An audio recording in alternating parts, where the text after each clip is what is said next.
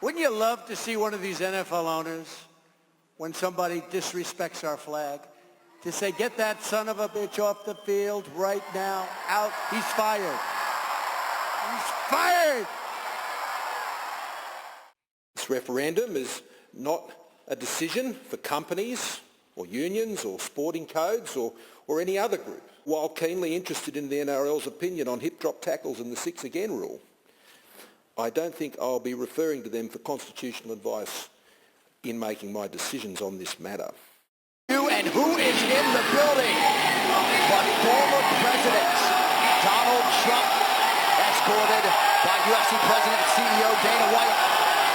And they are all rising inside T-Mobile Arena to pay their respects to the former leader of these United States of America. Donald Trump is a massive UFC fan. He's watching our fight nights at home, but he has been omnipresent at our live events this year, and he is out to support. Triumphant day for Prime Minister Scott Morrison after an unexpected election victory. The Prime Minister headed to Shark Park to watch his beloved NRL team take on the Manly Sea Eagles. The clips you've just watched are examples of hyper-conservative politicians, Donald Trump and Scott Morrison, selectively using sport for political gain, while conveniently dismissing the intersection of sport and politics when it contradicts their beliefs or challenges them politically. Trump and Morrison, outside of when they use sport for their political gain, both argue that sport and politics don't mix, but this couldn't be further from the truth. Sport is political and it always has been. In fact, they're inseparable. I would contend, as Gift and Minna have argued, that throughout history, sport's biggest achievements have been in politics. In this podcast, I will not only suggest that it is appropriate for sport and politics to mix, but when they do, they can effectively promote social good. We'll touch on some examples from history and academia to drive this home for all the naysayers. To truly understand why sport and politics are inseparable, we need to consider how deeply sport is embedded in the cultural fabric of contemporary and historical societies. It's easy to think that sport is simply entertainment, but it's far more than that. Historically, sport has always mirrored the political, social, and economic dynamics of the world that it exists within. In his work, Sport Matters, Ben Carrington argues, and Lean Cunningham agree in their paper on social justice advocacy in sporting organisations, that sport reflects and brings to light the inequalities of society. Whether it's racial tensions, class struggles, or gender disparities, the world of sport is a microcosm of the wider society. Let's take a step back and consider why this is. Why does sport have this power? Sport isn't just about athleticism or competition. It's about representation, identity, and community. The stadium becomes a place where national pride, regional identity, and political struggle are all played out. As lead author Mann notes in his work, Athletes as Community, Athletes in Community, athletes are not just players in a game. They are symbols of something greater. National heroes, underdogs, or even political pawns. Historically, we see this time and time again. From the ancient Olympic Games, where city-states competed not just for glory, but for political clout, to the modern era, when nations vie for dominance on the global stage, sport has always been political. During the Cold War, sport became a proxy battleground between the United States and the Soviet Union. The 1980 and 1984 Olympic boycotts were just as much, if not more, about political ideology as they were about sport. Darnell emphasises, in these moments, sport became an arena where political battles were fought and societal values were displayed. Going back further, Nazi Führer and dictator Adolf Hitler leveraged the Olympic Games as a propaganda tool to promote what he saw as the superior society and physical dominance of the Aryan race. For good or for ill, sport and politics are interconnected, and serious and critical academics like Darnell agree. You cannot artificially separate one that is whole. Sport and politics is whole through the representation, identity, community, and power that is inherently involved. But the focus of this podcast is not that sport is political. It's about how sport can and has been used as a promotional tool for social justice. Sport has the potential to promote change in ways that traditional political actors and institutions often cannot. They have the power to inspire millions, to bring attention to issues that might otherwise be ignored, and to challenge the status quo. And this is where the real power of sport lies, in its ability to promote social justice. Moving beyond the deep-rooted connection between sport and politics, let's talk about how this intersection has historically promoted social justice. This is where we see sport as more than just a reflection of society, but as a catalyst for change. Love, Deeb and Waller argue that sport plays a significant role in addressing social injustices and resisting racial inequality, and especially so, as Gift and Minna note, when sport is viewed critically and not just as a means of entertainment. One of the most powerful examples of sport being used to challenge injustice is the story of Tommy Smith and John Carlos at the 1968 Mexico City Olympics. Their Black Power salute is iconic, but to fully understand its impact, we need to understand the social context of when it occurred. In 1968, the civil rights movement in the US was at its peak, but so were the tensions. The assassinations of Dr. Martin Luther King Jr. and Robert F. Kennedy had rocked the nation. Protests were erupting across the country, and the Vietnam War was further polarizing public opinion. In this highly charged atmosphere, Smith and Carlos didn't just see their Olympic victory as a personal triumph. They saw it as an opportunity to make a political statement and promote social justice. By raising their fists in the Black Power salute, they were aligning themselves with the global fight against racism and oppression. As Carrington explains in his 2013 critical piece, their protest wasn't just about American racial injustice. It was a show of solidarity with oppressed peoples around the world. This moment transformed the Olympic podium from a space of national pride into a global platform for civil rights. However, it's important to understand that their actions didn't come without severe personal consequence. Both athletes were expelled from the Games, faced intense media backlash, and struggled to find work for years after. But what's remarkable is how their protests have been remembered.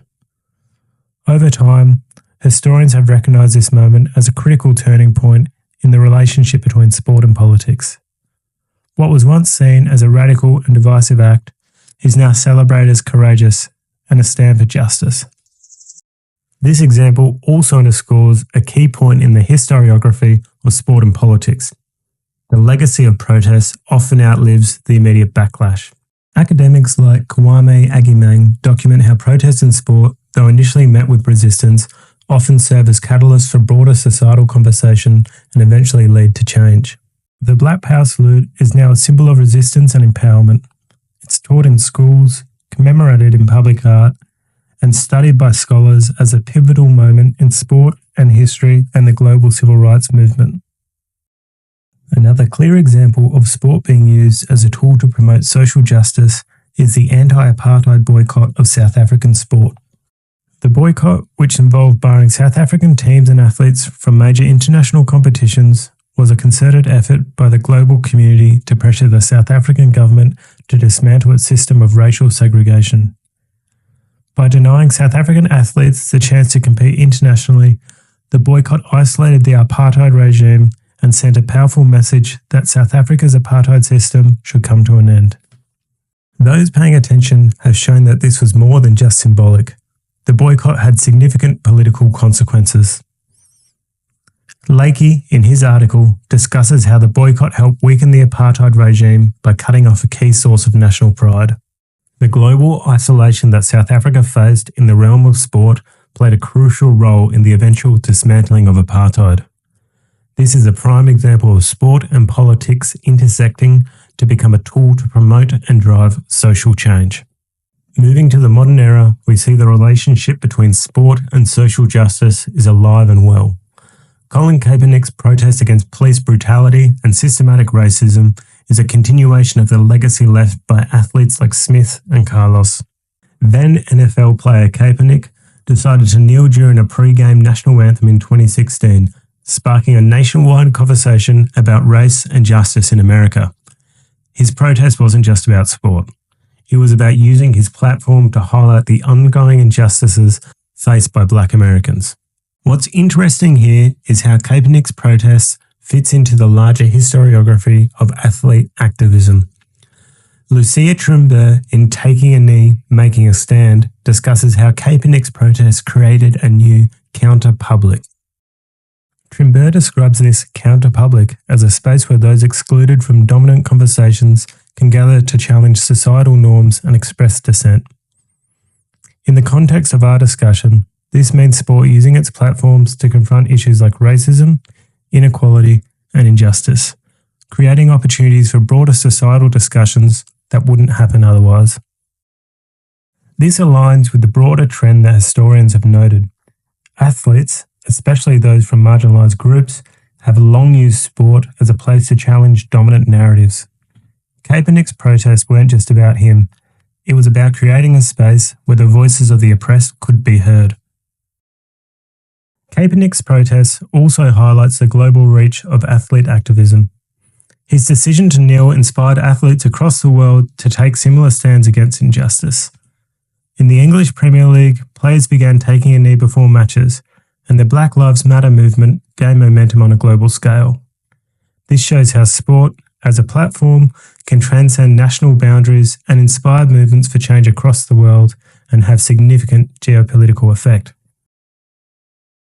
Now, let's dive deeper into the historiography of sport and politics, focusing on how historians and sociologists have documented this relationship.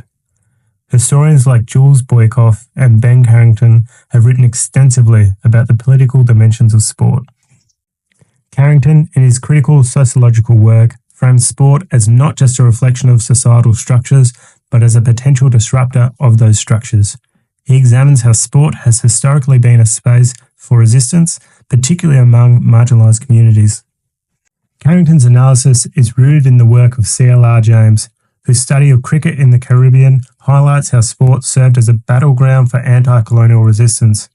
For James, cricket wasn't just a game, it was a way for the Caribbean people to assert their identity and challenge the colonial power structures that had dominated their lives for centuries.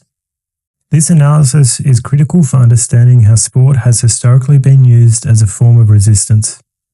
This wasn't just about winning games. It was about asserting independence, pride, and cultural identity in the face of oppression. Carrington builds on this idea by examining how modern-day sports continue to serve as a space where racial and social struggles are played out. Jules Boykoff, on the other hand, introduces the concept of sport washing, where political regimes use sport and its high-profile actors to divert attention from social injustices or to improve their public image. Q backs as an ambassador for the 2022 World Cup in Qatar. While many regimes have attempted to wash over their human rights abuses through high-profile sporting events, Boykoff also notes that the same events often become sites of resistance. Take, in 1978, Argentina's military dictatorship using the World Cup as a tool for sports washing, hoping to distract the world from the brutal repression and human rights abuses happening during the Dirty War. The regime invested heavily in the tournament to showcase a stable, thriving nation, even as thousands of citizens were being kidnapped, tortured, and murdered by the dictatorship. However, the World Cup became a site of defiance, with international and domestic activists using the global spotlight to expose the horrors of the regime. The Disappeared campaign, symbolised by posters and protests, drew attention to those abducted by the regime, turning the event into a powerful stage for dissent and resistance. The tension between using sport to suppress political unrest versus using it to amplify voices of resistance is central to understanding how the relationship between sport and politics has evolved. This brings us to a crucial point in the historiography of sport and politics. Sport is a contested space. It's a battleground where different forces, political, social, cultural, collide. On one hand, you have regimes and institutions that try to use sport to bolster their authority. On the other, you have athletes and movements that use sport to challenge that authority, to speak out against injustice, and to push for social change. Historians have meticulously documented how throughout history, sport has been used as a tool for the promotion of social justice. Whether it's the use of the World Cup to protest global inequality or the rise of athlete-led movements like the Black Lives Matter protests in sport, the historical record shows that sport has always been more than just a game on a field. It's a dynamic space where the politics of race, class, gender, and national identity are constantly negotiated. Boykoff and Carrington both emphasise that sport, especially at the elite level, has the power to reach audiences that are often unreachable by traditional politics. Consider how a global audience tunes into the World Cup or the Olympics. These are moments where millions, if not billions, of people are watching, and athletes have the chance to make statements that resonate across nations. These moments can spark global conversations that might otherwise never take place. But here's the key points that these scholars drive home. It's not just about the athletes making these statements.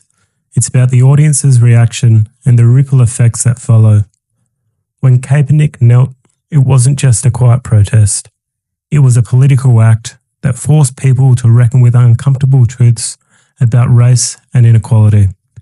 And this is what Carrington and Boykoff refer to in their works: the ability of sport to provoke critical dialogue that extends far beyond the playing field.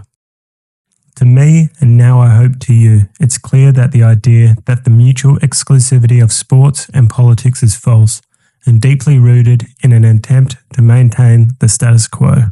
The rich historiography of sport and politics shows us that when these two realms have intersected, they've done so in ways that have led to profound social justice dialogues and movements. Whether it's the 1968 Olympics, anti-apartheid boycott, Colin Kaepernick's protest, or one of the many, many influential intersections I haven't mentioned, sport has always provided a unique platform for challenging injustice. Athletes, scholars, and historians have consistently shown that when sport and politics come together, they can ignite meaningful social change. As long as societal inequalities persist, sport will remain a critical space for political and social struggles to unfold. As Carrington argues, sport reflects the broader inequalities in society. But more than that, it has the potential to disrupt those inequalities, to challenge them, and to push for a more just and equitable world. The history of sport and politics is not one of separation, but one of convergence, where the two blend together to create the potential for powerful social movements. Well, thank you for tuning in. I hope this discussion has made you deeply consider the role of sport in society. Sport isn't just a game, it's a battleground of politics and social justice, and it always has been.